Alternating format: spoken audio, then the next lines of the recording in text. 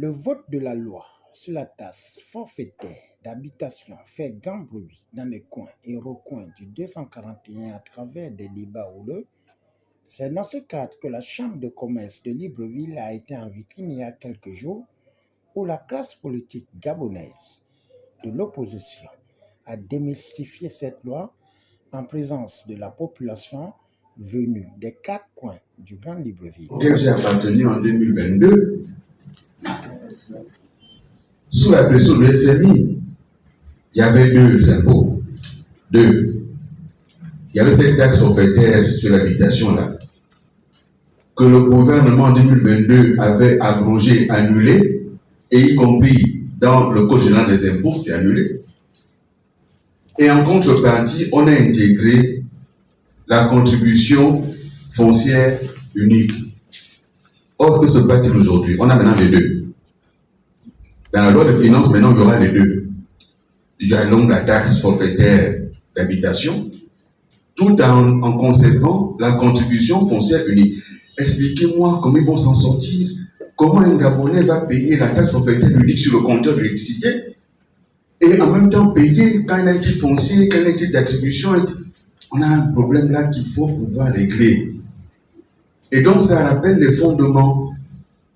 Un, le foncier, il faut l'organiser, c'est écrit dans le texte, il faut appuyer dessus.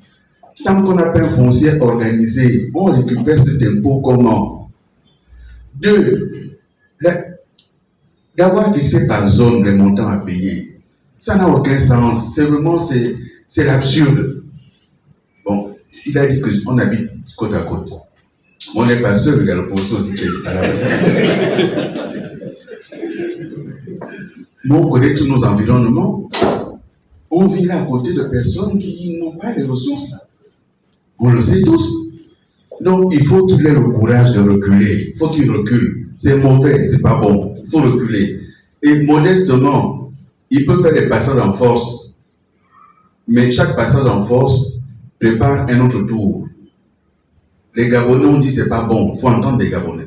Il faut reculer. Le vote des députés, c'est un vote qu'il a demandé. Il peut ne pas promulguer. Il faut entendre les Gabonais. Et c'est pour cela que nous sommes ici avec la coalition pour la Nouvelle République pour porter ce message. Nous l'avons dit dans le cas d'Ensemble pour le Gabon, d'autres l'ont dit, nous disons ensemble, annulez ça, c'est pas bon. N'allez pas faire les poches des gens à qui vous n'avez encore rien donné, ni augmentation de salaire, ni emploi, ni quoi que ce soit. Ce n'est pas possible. Le peuple gabonais aujourd'hui est en difficulté, donc il faut reculer. Je rappelle que l'Assemblée qui a voté la loi de finances 2026, c'était l'Assemblée de transition, dont l'activité s'est achevée au moment de la mise en place du bureau de l'Assemblée élue, il y a quelques semaines. Mais l'Assemblée qui a été convoquée là, pour se prononcer sur la taxe là, c'est quelle Assemblée? C'est quelle session de cette Assemblée-là? Je rappelle qu'elle n'a toujours pas commencé une session. Elle prend donc la suite de quelle Assemblée? Et puisqu'il s'agit de deux chambres, le Sénat actuel est un Sénat de transition.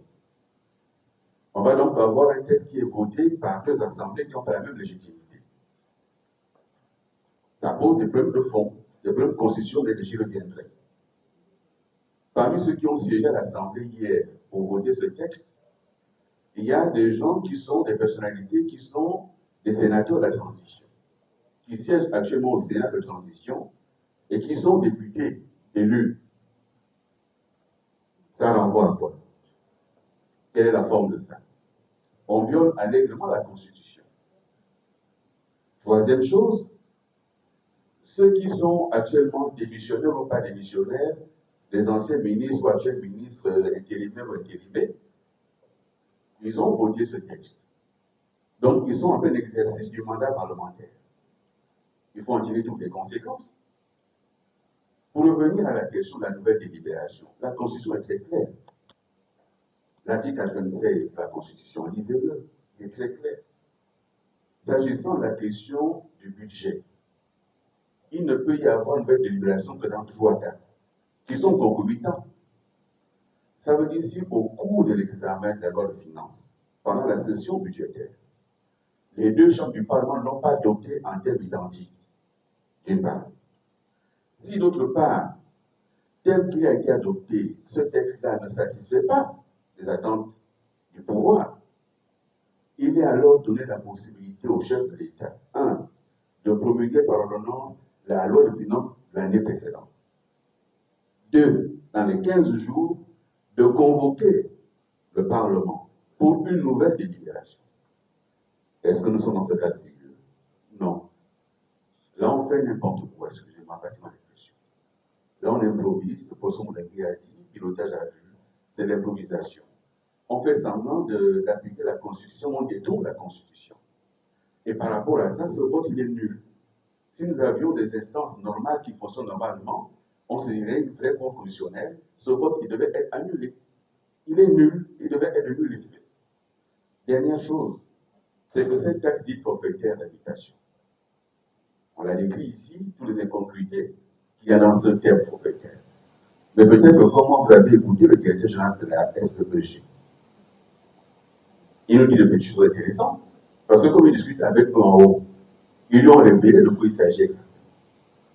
Il nous dit deux choses intéressantes. La première, c'est que ce sera payé à l'ampérage. Plus vous consommez d'électricité, plus vous payez. Ce n'est plus une taxe d'habitation, c'est une taxe sur l'électricité. C'est une taxe sur la consommation d'électricité. C'est la première chose. La deuxième chose, il vous dit, il va vous relancer. Au bout de la troisième relance, si vous le payez, il vous coupe le courant. Au nom de quoi? Au nom de quoi?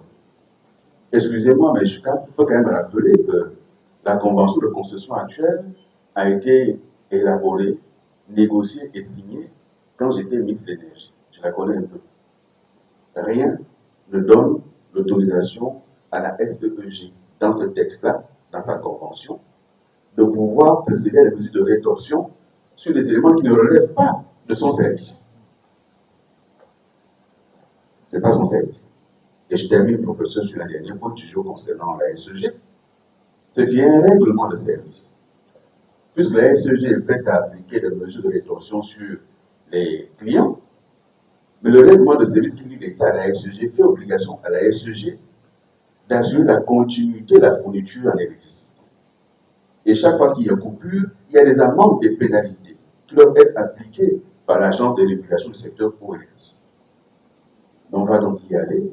Chaque citoyen doit porter plainte contre la SEG. Donc, madame, ils ont voté, mais ce n'est pas fini. Ça se jouera ailleurs qu'au Parlement. Merci. C'est comme l'a dit le Premier ministre Billy Binzé, il y a beaucoup de bricolage. Il y a beaucoup de bricolage dans nos institutions et malheureusement, le Gabon est en train de se singulariser.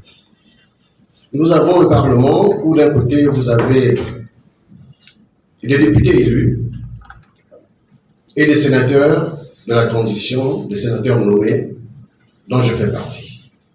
On n'a pas le même statut parce qu'on n'a pas la même légitimité. Et pourtant, nous devons voter les mêmes lois. Je ne vais pas m'étendre là-dessus. Les deux commissions qui ont été mises en place. D'accord, les commissions ont été mises en place, mais la rentrée parlementaire a eu lieu quand? La rentrée parlementaire a eu lieu quand? Il n'y a pas eu de rentrée solennelle. Puisque la Constitution prévoit des vacances parlementaires pendant cette période. C'est pour cela d'ailleurs que nous allons devoir voter une loi d'habilitation autorisant le président de la République à légiférer par ordonnance. Donc, je pense que ce n'est pas la peine qu'on s'étende là-dessus. Le pays est dans une phase très, très, très délicate. Et malheureusement, nous en paierons le prix. Nous en paierons le prix. La deuxième question, c'était sur les parlementaires qui se sont abstenus. Oui, il faut saluer leur courage.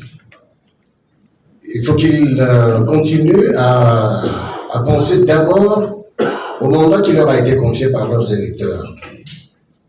Pas à leurs intérêts personnels, ni aux intérêts du parti qui les a investis, si tant est que ce sont des élus qui ont été investis par des partis politiques.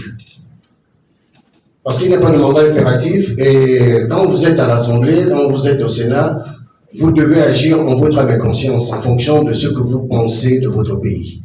et de ce que vous voulez faire du Gabon. Donc, je pense que ce geste est à saluer et à encourager. C'est tout ce que je peux dire. Mais toujours est-il que ce vote est nul et de nul effet. Après avoir fait un décryptage et analyse objective par Alain-Claude Bilibizé et Michel Ongundu, le tout est revenu à Mouitin Zamba et Vincent Moulengi Bokusso de tirer à balles réelles cette loi qui fait polémique dans le Gabon. Toutes les forces démocratiques, toutes les forces patriotiques sincères doivent se réunir. Comme nous l'avons fait en 1990, après le grand mouvement d'étudiants, des lycéens de 83, après le grand mouvement du Morena à la gare routière, vous vous souvenez, du moins les plus anciens, en 1990, le pouvoir a été contraint d'organiser la conférence nationale, qui ne fut malheureusement pas souveraine. Alors qu'on disait dans le discours de Bitam, tant que je serai là, il n'y aura jamais de multipartisme. Nous avons arraché, en 1990, le multipartisme intégral et immédiat grâce à l'Union des forces démocratiques à travers le FON, le FIAPO. Je tiens à féliciter parce que je n'étais pas pendant un certain temps au Gabon. Je suivais l'actualité, bien entendu. J'étais en contact avec mes amis, mais c'est eux qui étaient sur le terrain. Je tiens à féliciter le président et ses collègues de la CNR d'avoir persisté dans cette voie de tendre la main à tous ceux qui veulent que ça change positivement pour les travailleurs, pour notre peuple de toutes les nationalités, que les autres appellent tribus, de toutes les provinces, ce qui n'est pas le cas aujourd'hui. Donc, oui, conférence organisée par la CNR, mais qui s'honore la présence des compatriotes qui pensent, comme nous, que les choses doivent changer, aller dans une autre direction. C'était même une provocation face aux gens qui tirent le diable par la queue. Cette espèce d'impôt imposé comme ça, de manière dictatoriale. Vous dites que c'est déjà voté à l'Assemblée nationale. Oui, j'ai vu ça. J'ai même acheté un journal L'Union, j'achète tous les jours, mais je l'ai apporté à un ami ici pour qu'il dise voter à l'unanimité. De Gaulle, auquel on a comparé notre président de la République, parce que De Gaulle était aussi, quand il avait pris les choses en main en France, après avoir combattu le nazisme, organisé les patriotes français pour vaincre le nazisme, avec évidemment l'apport important des Noirs, dits tirailleurs sénégalais, des compatriotes gabonais. On se souvient de notre capitaine Tchoréré. La promesse de rendre la dignité aux Gabonais s'éloigne de plus en plus de son effectivité. La précipitation avec laquelle certaines décisions sont prises conduit à des absurdités qui interrogent sur la vision et la cohérence des dirigeants actuels de notre pays. Il faut que le Gabonais sache que dans des pays à gouvernance sérieuse, il y a une différence entre un impôt et une taxe.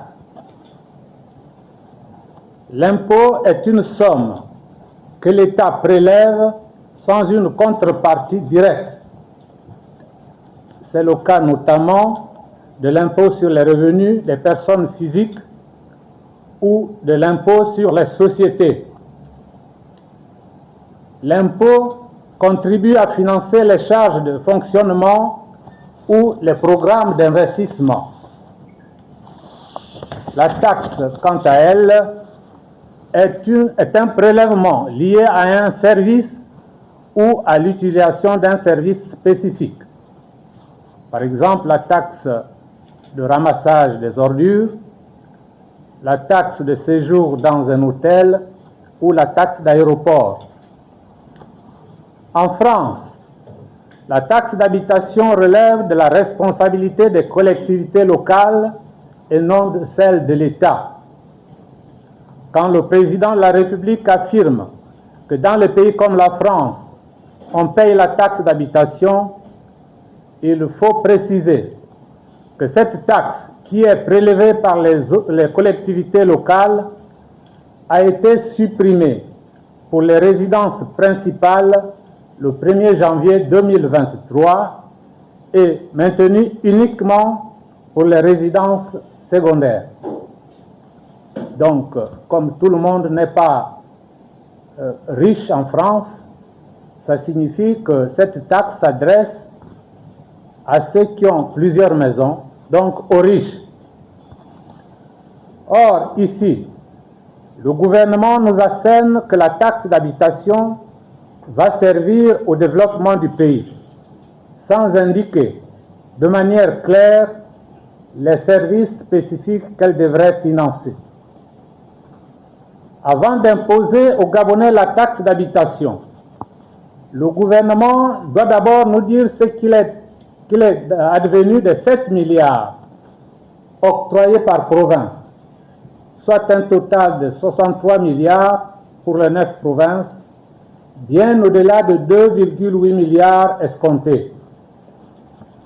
Par ailleurs, sur le mode opératoire, les tenants du pouvoir actuel ont-ils suffisamment réfléchi pour comprendre que la taxation par zone est une absurdité dans un pays qui ne pratique pas la ségrégation dans l'occupation des sols? Savent-ils que dans les zones de Battery 4, Bikele, Akanda, Glace, Lui ou Akebe, cohabitent des premiers ministres, des enseignants, des soldats, des ménagères, des cadres, des ouvriers, des sans-emploi et même des indigents? Un ancien premier ministre paiera 1000 francs à Bikele pendant qu'un veilleur de nuit dans un studio paiera 20 000 francs à Akanda. Un enseignant paiera 30 000 à Battery 4 pendant que le vice-président du gouvernement paiera 1000 francs à Ozangue. Un chauffeur vivant à Kanda paiera 20 000 francs comme le veut le vice-président de la République et 2 anciens premiers ministres qui y vivent. Étant entendu que seuls ceux qui ont des compteurs ECG seront impactés, qu'en sera-t-il de ceux qui vivent de manière indépendante de la ECG? L'absurdité est tellement énorme pour que ce projet soit pris au sérieux. Il nous faut dénoncer l'imposture d'une prétendue continuité légale désormais démasquée.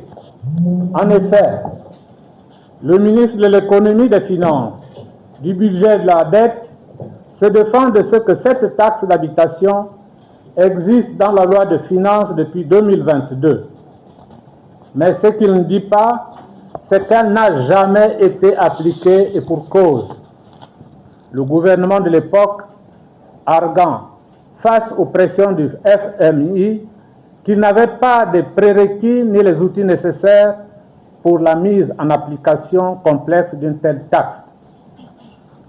Notons que le débat reste ouvert en s'interrogeant sur le quotidien de la vie chère, loyer, transport, santé, qui ne sont pas garantis, malgré les efforts des autorités de la Ve République. Au finish, les acteurs politiques de cet événement de circonstance invitent le gouvernement de faire d'abord la lumière sur les 7 milliards octroyés pendant la période de transition à chaque province lors de la tournée républicaine, en laissant d'abord les 2,8 milliards de la taxe d'habitation dans le tiroir.